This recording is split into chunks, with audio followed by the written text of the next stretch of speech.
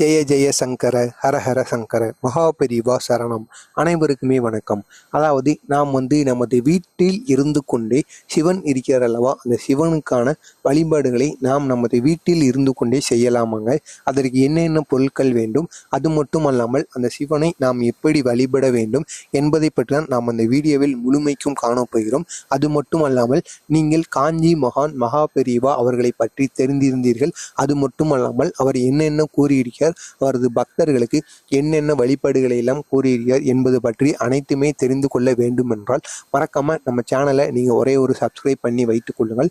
அப்பொழுதுதான் காஞ்சி மகான் அவர்கள் என்ன கூறுகிறார் என்பது பற்றிய அனைத்து விதமான செய்திகளும் தொடர்ந்து நமது சேனல்ல வந்து கொண்டே இருக்கும். தற்பொழுது பார்க்க போகின்ற இந்த பதிவும் காஞ்சி மகான் அவர்கள் தான் அவரது பக்தர்களுக்கு சிவனை நாம் கோவிலுக்கு சென்றுதான் வணங்க வேண்டும் என்று ஒன்றும் இல்லை. நாம் நமது வீட்டில் இருந்து கொண்டே இதே போன்று சிவனுக்கான வழிபாடுகளை நாம் செய்து வரலாமாங்க. இப்படி நாம் செய்வதனாலும் சிவனின் மனதானது குளிர்ச்சி அடையுமாங்க. அது மட்டும் அல்லாமல் சிவனின் மனது குளிர்ச்சி அடைந்து விட்டால் நமக்கு இருக்கக்கூடிய முக்காவாசி பிரச்சனைகள் தீர்ந்து விடுமாங்க.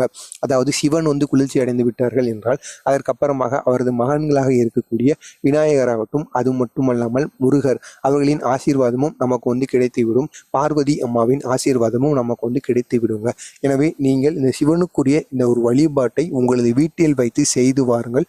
நீங்கள் மட்டுமல்லாமல் உங்களுக்கு தெரிந்த நபர்கள், உறவினர்கள் அவர்களுக்கும் இந்த ஒரு வழிபாட்டை செய்து வர சொல்லுங்கள். ஏதோ உங்களால் முடிந்த ஒரு உதவியாக அவர்களுக்கு இருக்கட்டும். முதலாவதாக சிவனுக்குரிய பொருட்களை எல்லாம் நீங்கள் எடுத்து உங்களது வீட்டில் நீங்கள் வாங்கி வைத்து கொள்ள வேண்டுங்க. முதலாவதாக சிவனுக்கு என்னென்ன பிடிக்கும் என்று பார்த்தோம் என்றால், முதலாவதாக வில்வ இலைகள் இருக்கிறது அல்லவா, அந்த வில்வ இலைகளை நீங்கள் சிவனுக்கு வாங்கி வைத்து கொள்ள வேண்டும். அதற்கப்புறமாக நீங்கள் சிவன் கோயிலுக்கு அருகில் உள்ள சிவன் கோயிலுக்கு அந்த சனி பிரதோஷம் அப்பொழுது சென்றீர்கள் என்றால் அப்பொழுது சிவனுக்கு என்னென்ன நீங்கள் வாங்கி செல்வீர்கள் அதையெல்லாம் உங்களது வீட்டிலே நீங்கள் படைத்து வைத்து கொண்டால் மிகவும் நல்லது. சிவன், பார்வதி, முருகன், விநாயகர் நான்வரும் இருக்கக்கூடிய ஒரு புகைப்படத்தை உங்களது வீட்டில் வாங்கி நீங்கள் மாற்றி அமைத்துக் கொள்ளுங்கள். அதற்கப்புறமாக இந்த வில்வ இலை இருக்கிறது அல்லவா, அந்த வில்வ இலையை 21ஆகவோ 11ஆகவோ அல்லது 108ஆகவோ அத்தனை இலைகள் சேர்ந்த ஒரு மாலை போல் பின்னி கொள்ளுங்கள். பின்னி அதை அந்த போட்டோவில் நீங்கள் போட்டுவிட்டு சிவனுக்குரிய மந்திரங்கள், சிவனுக்குரிய ஸ்லோகங்கள் அது அனைத்துமே உங்கள் கண்களை மூடிக்கொண்டு சிவனை உங்களது ஆழ்ந்த மனதில் வர வைத்து கொண்டு சிவனுக்குரிய இந்த செயல்களை எல்லாம் நீங்கள் செய்து வர வேண்டும்.